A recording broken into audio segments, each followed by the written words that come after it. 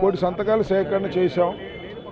ప్రజాస్వామ్య దేశంలో కనీ విరి ఇరుగని పద్ధతుల్లో కోటి సంతకాల సేకరణ చేయాలి, మెడికల్ కళాశాలల ప్రైవేటీకరణకు వ్యతిరేకంగా అని జగన్మోహన్ రెడ్డి గారు వైఎస్ఆర్ కాంగ్రెస్ పార్టీ పిలుపు మేరకు రాష్ట్రంలో ఉన్నటువంటి ప్రతి గ్రామంలో, ప్రతి నియోజకవర్గంలో, ప్రతి పట్టణంలో, ప్రతి జిల్లాలో పెద్ద ఎత్తున వైఎస్ఆర్ కాంగ్రెస్ పార్టీ కార్యకర్తలు ప్రజల దగ్గరికి వెళ్ళి ఎక్స్ప్లెయిన్ చేసి వారి దగ్గర సంతకాలు సేకరించి తీసుకొచ్చారు.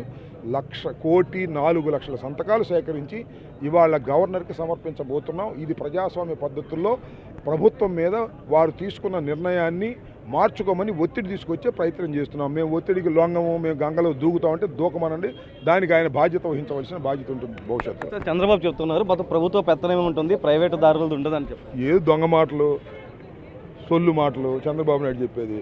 ప్రభుత్వ పెత్తనం ఉండేది ఏంటి నాకు అర్థం కాల. టోల్స్ ఇచ్చానన్నాడు, ఏది రోడ్లు టోల్ ఇచ్చేది ప్రైవేట్ కానీ పీపీపీ రోడ్ల మీద ఎవరికొంది పెత్తనం? వాళ్ళకుందా, చంద్రబాబుకు ఉందా? అక్కడికి వెళ్తే టోల్ ఎవరు వసూలు చేస్తున్నారు? విమానాశ్రమాల్లో టికెట్ చూడండి కింద ఉంటుంది, విమాన ఛార్జీలతో పాటు ఎయిర్పోర్ట్ అథారిటీకి సంబంధించినవి వాళ్ళు డబ్బులు వసూలు చేయట్లా. ఇవన్నీ కూడా పీపీపీ విధానం వల్ల అత్యధికమైన భారం అక్కడ ప్రయాణికుల మీద, ఇక్కడ కార్ల మీద పడుతూ ఉంటుంది. దానివల్ల లబ్ధి పొందడానికే వస్తారు ఎవరైనా.